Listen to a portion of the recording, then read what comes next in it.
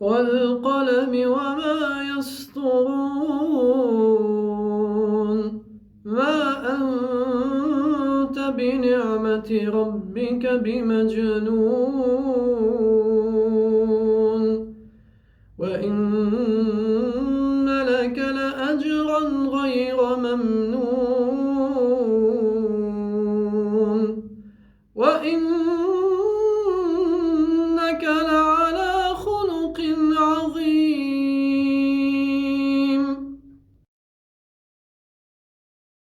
أعوذ بالله السميع العليم من الشيطان الرجيم. بسم الله الرحمن الرحيم. الحمد لله رب العالمين والصلاة والسلام على نبينا محمد أشرف الأنبياء والمرسلين صلى الله وسلم وبارك عليه وعلى آله الطاهرين وصحابته الكرام البر الميامين ومن تبعهم بإحسان إلى يوم الدين. رب اشرح لي صدري ويسر لي أمري واحلل عقدة من لساني يفقه قولي. اللهم علمنا ما ينفعنا وانفعنا بما علمتنا وزدنا علما. اللهم يا معلم إبراهيم علمنا ويا مفهم سليمان فهمنا.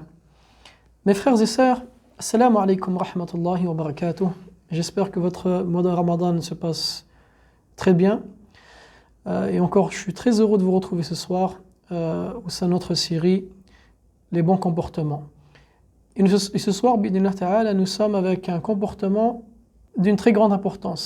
Il s'agit de la véracité, as-sidq, le fait d'être véridique avec Allah subhanahu wa ta'ala, avec soi-même et avec les personnes qui nous entourent. Allah subhanahu wa ta'ala nous appelle, fait un appel aux croyants.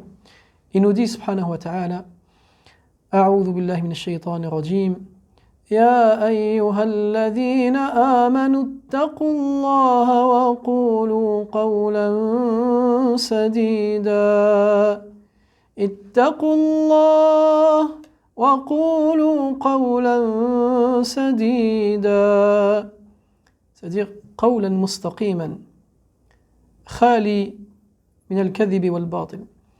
Ô vous qui êtes croyants, dites une parole juste. Dites une parole qui est juste, c'est-à-dire une parole de droiture, une parole qui est basée sur la véracité et non pas basée sur le mensonge ou mêlée au faux. Ceci est interdit. D'ailleurs, c'est ça la définition de as-sidq, la véracité. C'est le fait de dire la chose telle qu'elle est, telle qu'elle apparaît, sans mensonge, sans changer les paramètres et modifier donc la réalité. C'est ça la véracité. Il y a la véracité dans les propos, la véracité dans la foi, dans le cœur, et également la véracité avec les membres dans son engagement de tous les jours, dans son engagement envers Allah subhanahu wa ta'ala et envers soi-même et envers ses proches. D'ailleurs, vous savez très bien que la parole La ilaha illallah, elle a des conditions. Et parmi ces conditions, il y a la véracité, as-sidq, le fait d'être véridique dans la prononciation de cette attestation de foi. Donc, as-sidq, nous sommes véridiques, sans hypocrisie, sans mensonge. Je dis La ilaha illallah avec vérité. Et du coup, tout ce que implique cette parole, il n'y a de divinité qui mérite d'être adorée en dehors d'Allah subhanahu wa ta'ala. D'ailleurs, Allah subhanahu wa ta'ala, dans Al-Qur'an, sa parole, il a qualifié ceux qui disent la vérité de vrais hommes. يقول الله سبحانه وتعالى dans سورة الأحزاب من المؤمنين رجال صدقوا ما عاهدوا الله عليه فمنهم من قضى نحبه ومنهم من ينتظر وما بدلوا تبديلا. Ce qui signifie, il est parmi les croyants des hommes qui ont été sincères dans leur engagement envers Allah Azza wa Jal. Sincères dans leur engagement envers Allah Azza wa Jal. C'est comme ça que doit être le croyant, la croyante. Sincère et véridique dans son engagement envers Allah subhanahu wa ta'ala et d'ailleurs dans tout ce qu'il entreprend.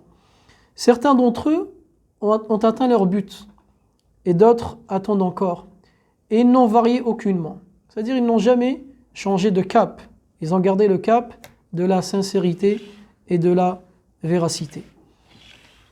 Puis Allah il poursuit en disant لِيَجْزِيَ اللَّهُ الصَّادِقِينَ بِصِدْقِهِمْ, afin qu'Allah subhanahu wa ta'ala rétribue, récompense les véridiques avec leur sincérité.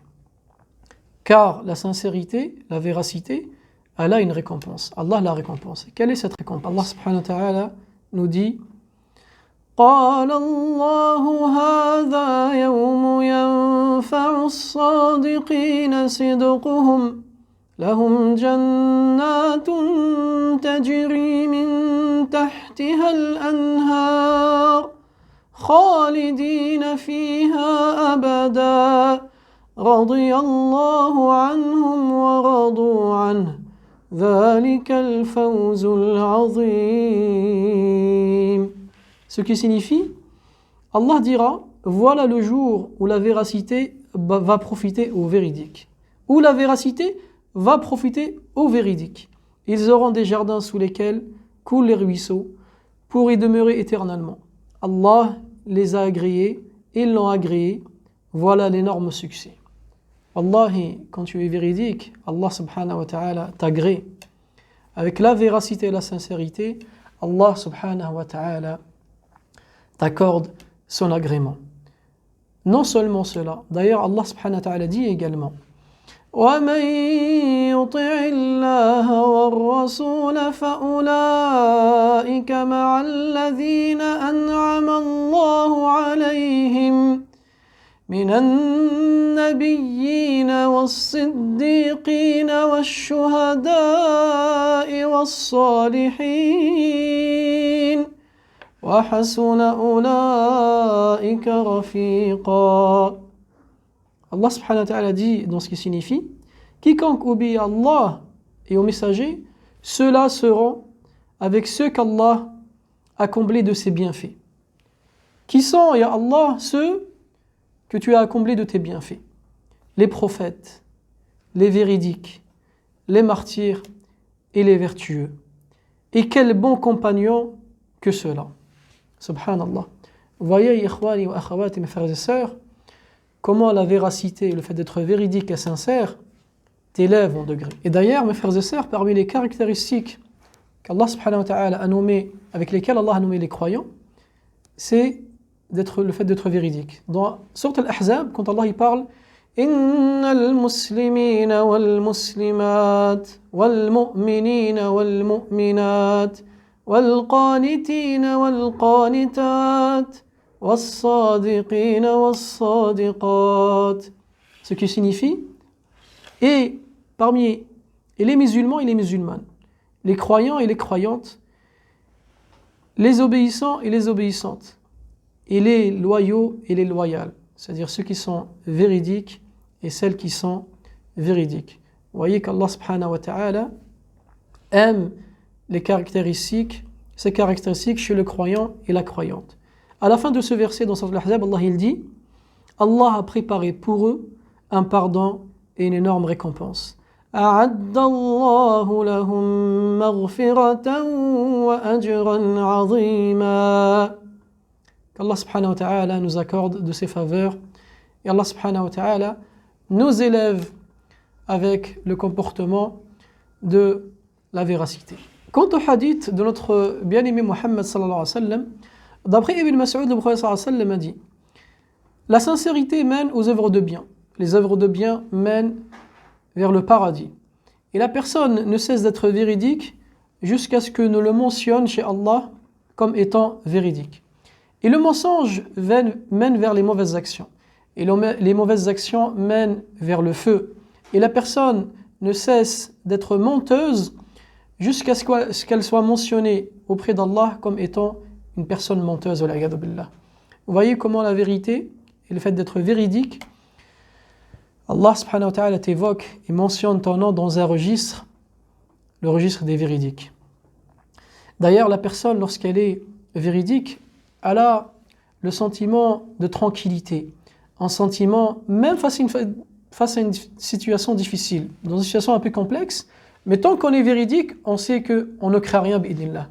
Contrairement à la personne qui a menti, celle qui raconte les mensonges, dans une situation difficile, elle est stressée, elle est angoissée.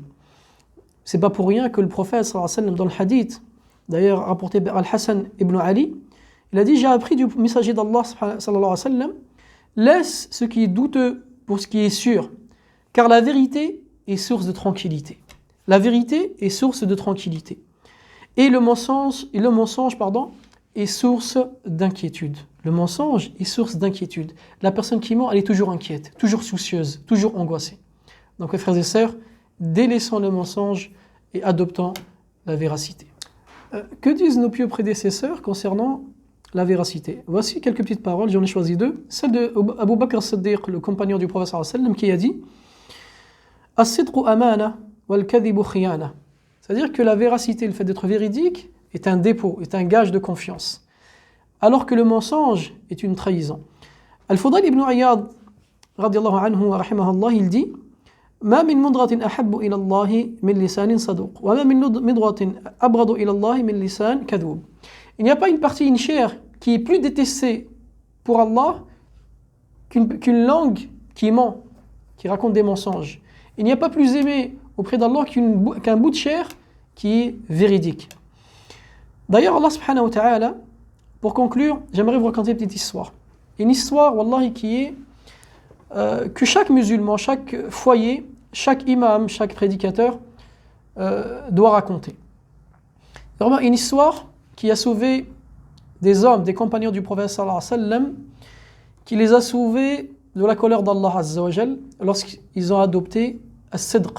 Donc la véracité, le fait d'être véridique, les a sauvés de la colère d'Allah subhanahu wa ta'ala. Cette histoire, c'est l'histoire de Ka'b ibn Malik. Vous connaissez tous Ka'b ibn Malik, un grand compagnon de Nabi sallallahu alayhi wa sallam, qui a participé quasiment à toutes les expéditions, sauf celle de Badr. Car il n'était pas question à Badr de charger les musulmans, de sortir et de rencontrer l'ennemi. L'histoire de Ka'b ibn Malik, radiyallahu anhu, Nabi sallallahu alayhi wa sallam, à la 9e année, lorsqu'il est sorti, s'est dirigé vers Tabouk. La dernière expédition de Nabi sallallahu alayhi wa sallam vers Tabouk, à la 9e année de l'Hégire. Nabi sallallahu alayhi wa sallam a demandé à tous ceux qui étaient capables de sortir avec lui. Et Ka'b ibn Malik n'est pas sorti, non pas parce qu'il ne voulait pas, mais il l'a remis à plus tard. À chaque fois, il disait: je me préparerai demain, je me préparerai encore demain.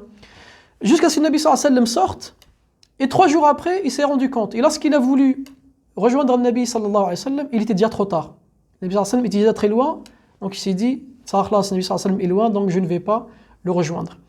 Et Ka'b ibn Malik, lorsqu'il a su que le Nabi sallallahu alayhi wa sallam allait revenir de cette expédition de Tabouk, il a été pris par le chagrin, par le souci.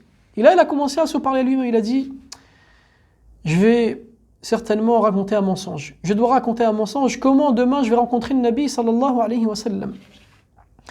L'histoire, elle est très très longue et elle est très très belle. Elle est pleine de leçons à tirer en vérité. Mais je vous prends juste un petit passage qui nous concerne sur la véracité.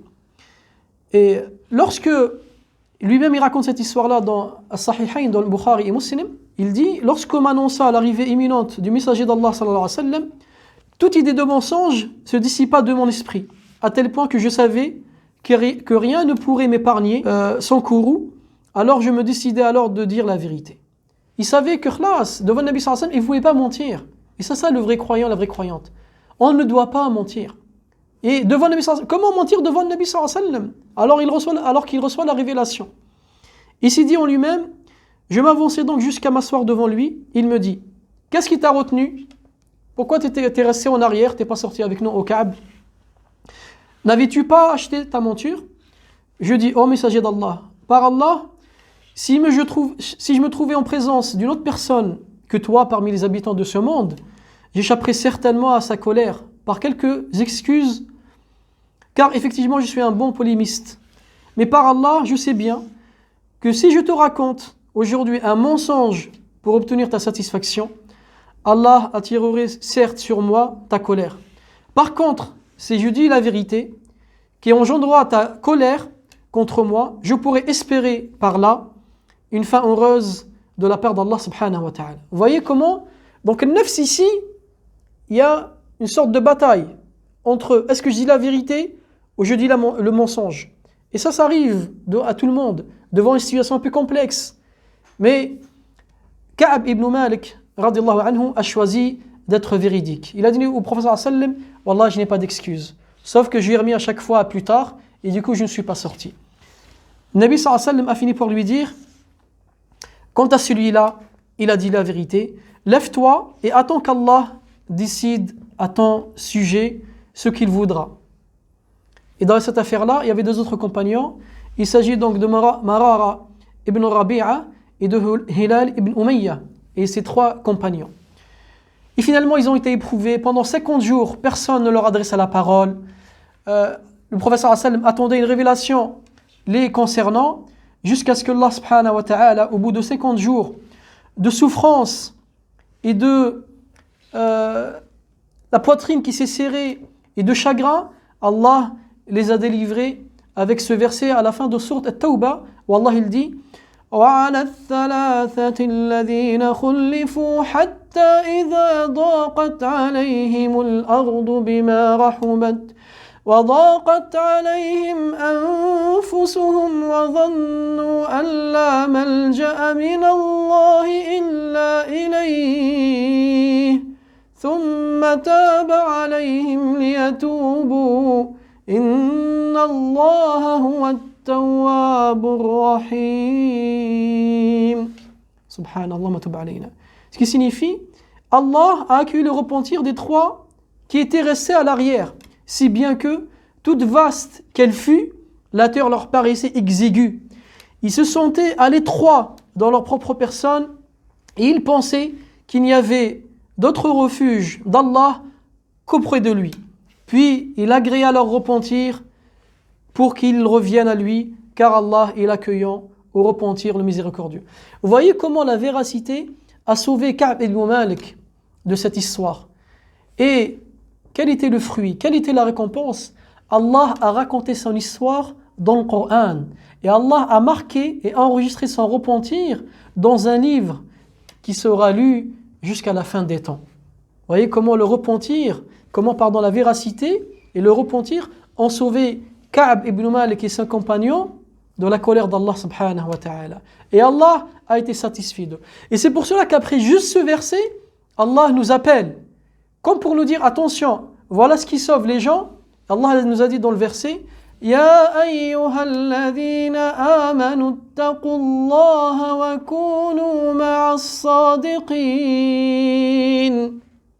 Ô vous qui avez la foi, craignez Allah et soyez avec les véridiques. Donc ce verset a été mentionné juste après l'histoire des trois qui sont restés à l'arrière, qui ne sont pas sortis avec le Nabi sallallahu alayhi wa sallam. Comme pour nous dire, ce qui va vous sauver, c'est le fait d'être véridique. Je demande à Allah subhanahu wa ta'ala que nous soyons parmi les véridiques. Allahumma arzuqna lisana sidqin ya rabbal alamin. Qu'Allah nous accorde une langue sincère dans l'ici-bas et dans l'au-delà, dans l'espoir de retrouver demain pour un autre épisode. Je vous confie à Allah subhanahu wa ta'ala, dont les dépôts ne sont point perdus. Wassalamu alaykum wa rahmatullahi wa barakatuh. Walhamdulillahi rabbil alamin.